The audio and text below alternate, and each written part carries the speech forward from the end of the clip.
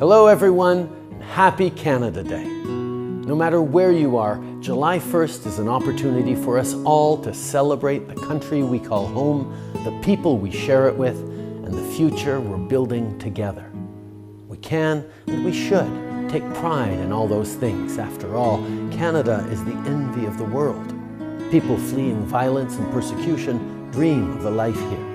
Businesses open headquarters in our cities and manufacturing plants in our towns. World leaders look to us for leadership in times of crisis.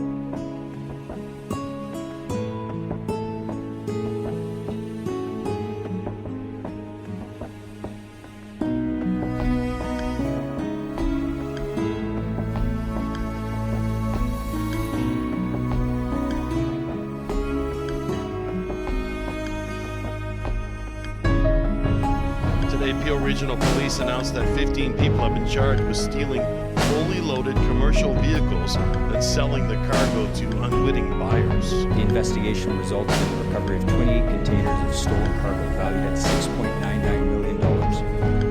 An additional 28 stolen tractors and trailers valued at $2.25 million were recovered. Total value of recovery, $2.24 million.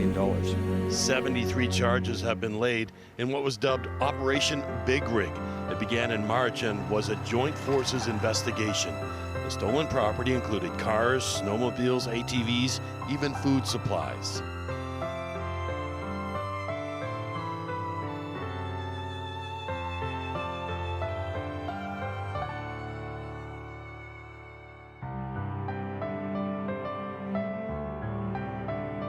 Wherever our flag flies, it's recognized as a symbol of democracy, of freedom, and of hope.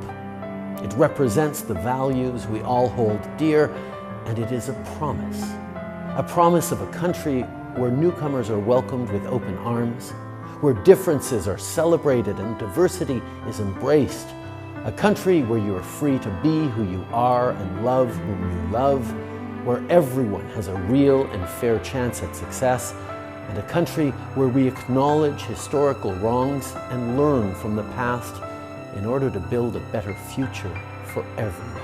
Now know from intercepted phone calls that the Chinese consulate sought to influence this Prime Minister by making a $140,000 donation to the Trudeau Foundation, a donation that was arranged and signed off on by the Prime Minister's own brother. I have had no engagement, direct or indirect, with the Trudeau Foundation in close to 10 years. And that includes not knowing about what donations are taking, what decisions they're making, or what my brother is doing on the foundation. I have made that decision 10 years ago to not engage with the foundation, and that is what we have all been consistent with.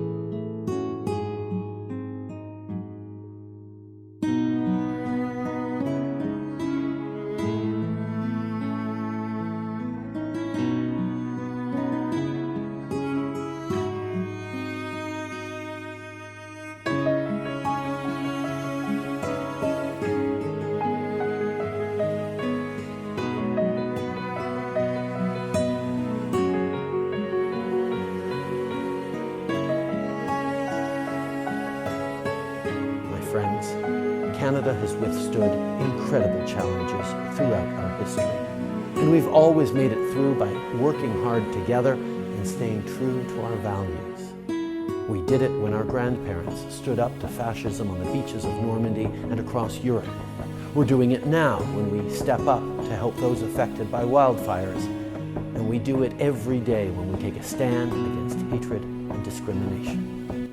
He has no direct or indirect involvement with the Trudeau Foundation? Really? Because the annual report for 21-22 lists him as an inactive member and says that he is only withdrawn from the affairs of the foundation for the duration of his involvement in federal politics, meaning he can go back to that big pile of cash when he leaves office, cash that was contributed to by the regime in Beijing.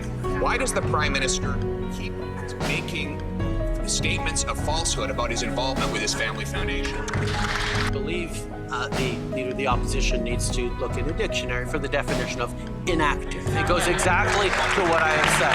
I have had no involvement, direct or indirect, with the Trudeau Foundation for 10 years. I am completely inactive in that sense because I am active delivering benefits for Canadians, delivering growth for the middle class, delivering dental benefits that member voted against, delivering a child benefit, delivering child care that have made a huge difference for Canadians. That's what I'm active doing, not any of that other stuff.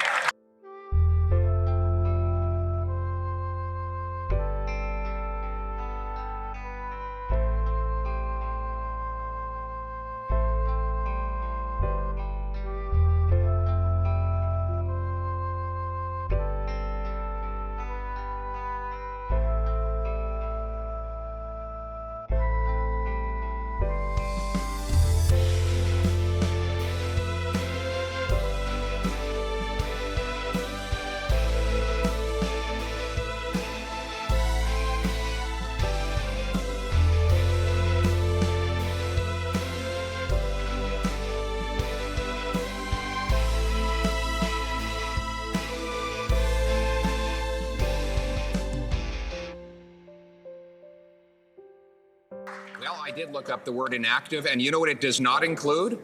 Getting the donors of the Trudeau Foundation to pay for your vacation. It does not include getting members of the Trudeau Foundation to be appointed as the election interference watchdog. It does not include appointing a rapporteur to look into that same interference who was an active member of the Trudeau Foundation. And it does not include having a brother who facilitated the donation from a foreign dictatorship. How does the Prime Minister reconcile his inactive involvement with all of those activities? Viewers watching at home may be surprised to see the extent to which the leader of the official opposition is choosing to focus on me. When they are worried about affordability, they are worried about growth, they are worried about healthcare, when we are moving forward with a budget that delivers a grocery rebate to Canadians, that delivers healthcare, that delivers dental care, that delivers a plan for great jobs for the middle class for the coming years, and that member and his entire party will be voting against that budget that helps Canadians tonight. Shame on them, Mr. Speaker. We should be helping Canadians here. That's not what he's doing.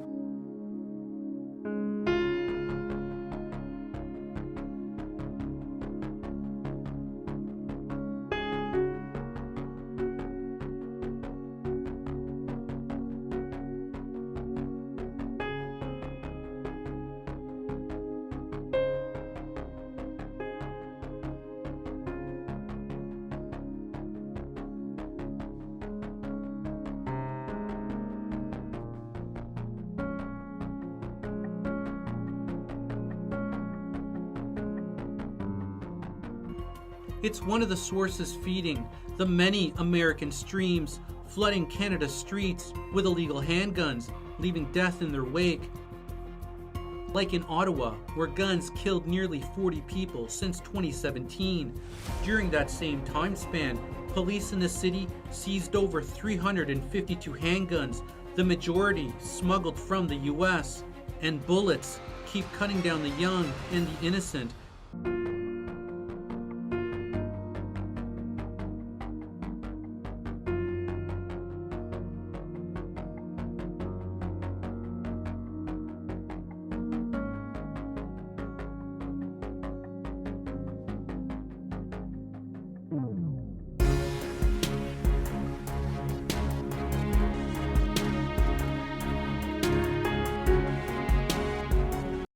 Ngzoipa, 24 years old, never revealed where and how he got these 9 guns, destined for city streets in Ontario. A CBC News investigation found these pistols all came from the suburbs around Houston.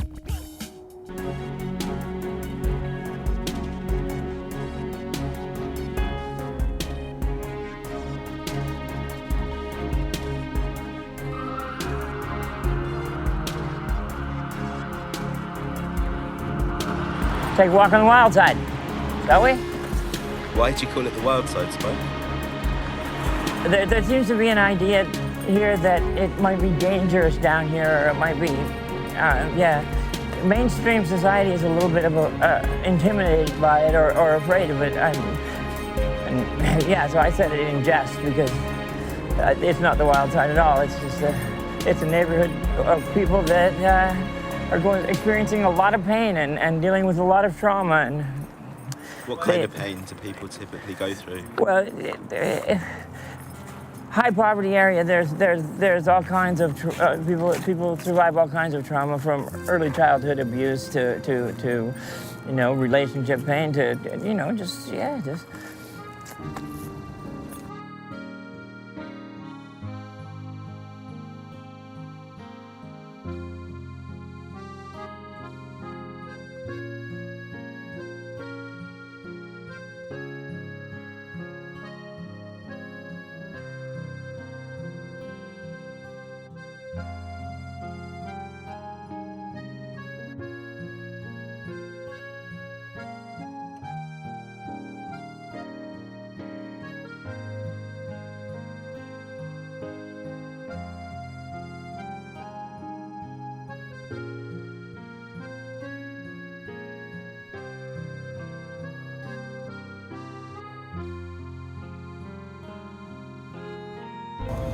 So, Corey, how many needles would you give out in a normal shift?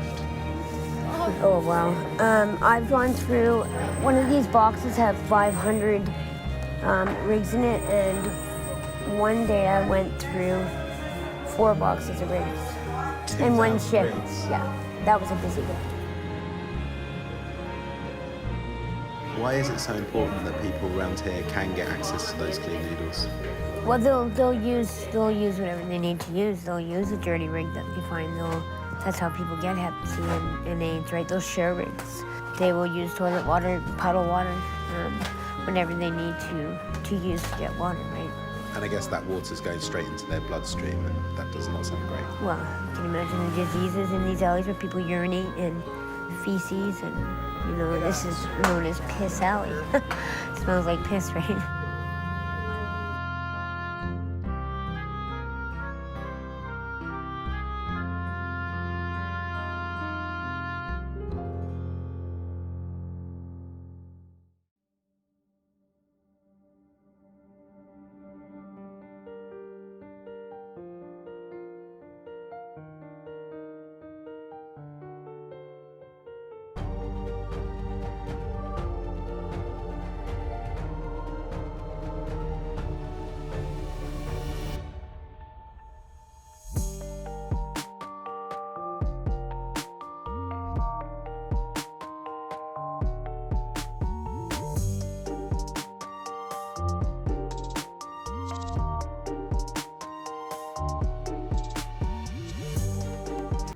The city of Vancouver has invested millions trying to combat the crisis. And while health responses like this have made some inroads, fentanyl has at times been an impossible challenge for lawmakers. It's become so bad that average life expectancy is officially reducing, and a public health emergency has been declared. It's caused a deep mistrust from those in the community here towards those in power. Try to keep the camera on this side of the street, not too much on that side, and then until somebody tells us to fuck off, we'll walk up. British Columbia has 4 times the landmass of the UK, and yet 7% of all its 911 calls came from these 2 blocks. There's another one over there, Spike. There's 3 police cars up there. They are horrendous. People are out here, they're at the lowest they can possibly be, and the police want to fucking grind them a little further into the ground. Like, does it make sense? Not to me. If I'm bleeding to death, I don't want their help. You'd rather just bleed out. I don't want their help. They're not my friend. And you know what? I'm sure I've played a part in every single interaction. I'm not, yeah, I have a colorful vocabulary, and I've been known to have a bit of an attitude. However, they're professionals, right? I'm not a professional. I'm not a professional. They are.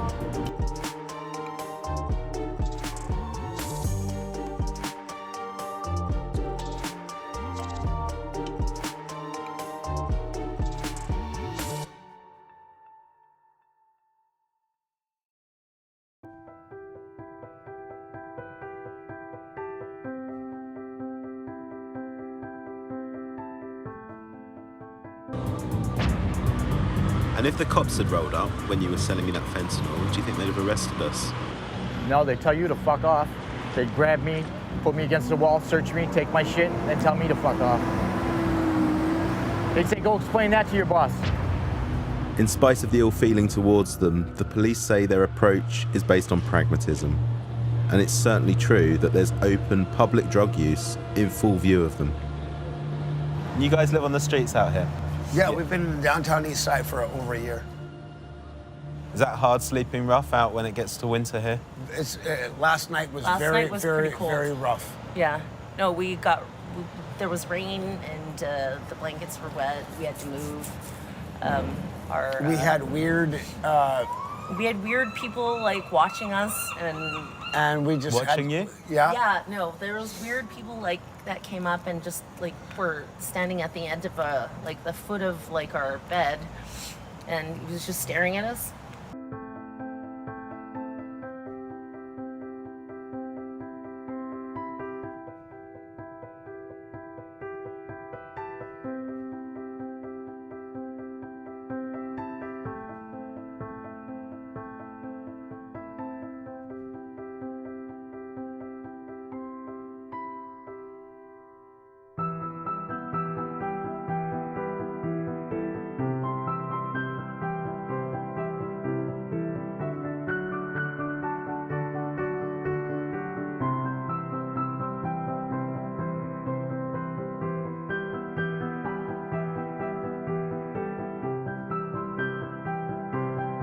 The federal government wants Canada's electrical grid to be net zero by 2035, but Saskatchewan Premier Scott Moe says that target is unrealistic.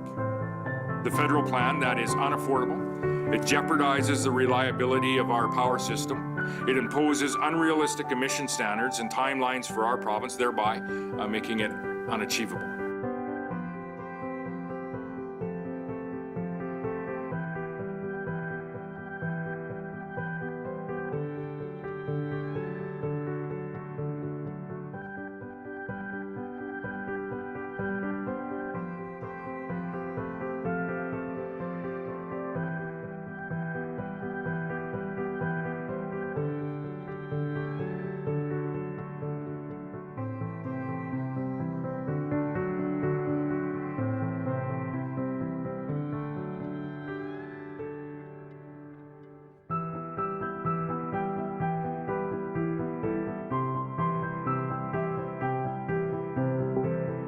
If you live in Vancouver, you've probably seen the port from afar, but you likely don't give it too much thought.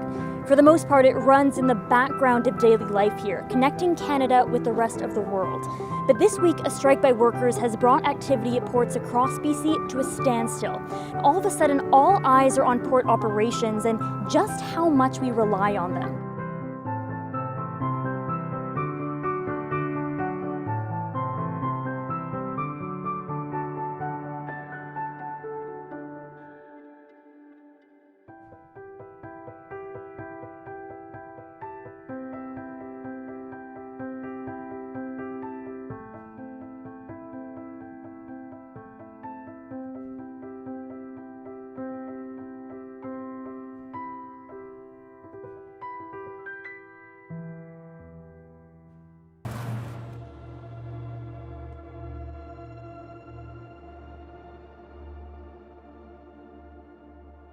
Homelessness in Vancouver is at its highest since records began.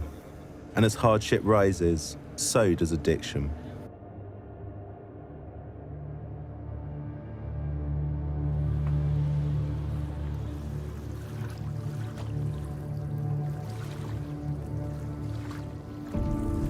Across the water, on a disused construction site, 300 homeless people are forming a temporary community. The conditions here are brutal, but they feel they have nowhere else to go. People are very vulnerable out here.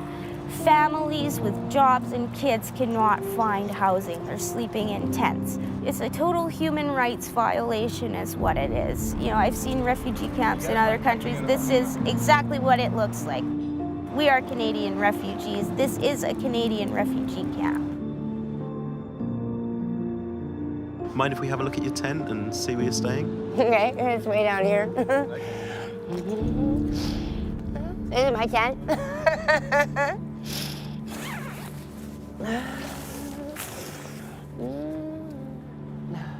I'm embarrassed because it's usually cleaner than this. This is my buddy. And here, this is Bruce. He's been with me since I've been here. Yeah, and I got eagle feathers up there. They're saving me, keeping me safe. Yeah, like I said, it's a bit of a mess here, but I golf, so. Oh, you play golf? I'm not any Tiger Woods or anything. Okay. But.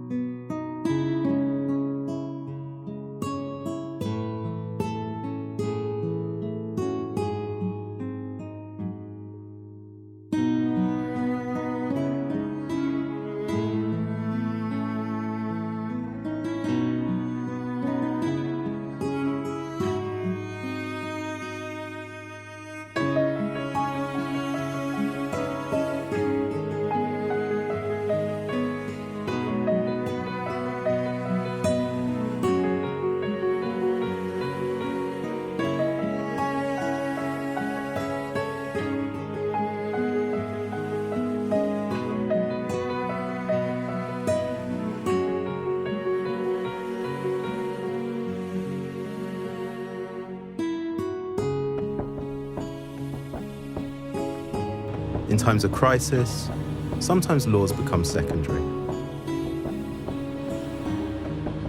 In the case of overdose, if fentanyl is the assassin, many believe societal attitudes to the homeless are a key accomplice.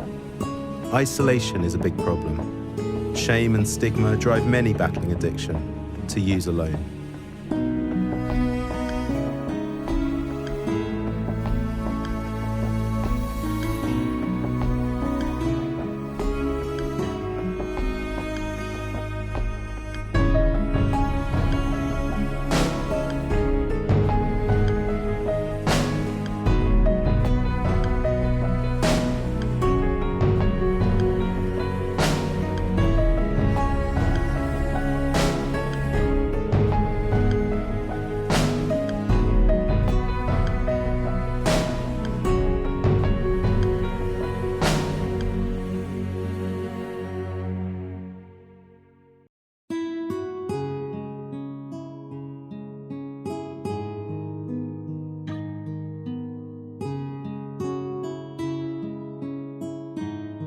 We are from far and wide, but united we are 40 million strong, and there is no challenge we cannot overcome together.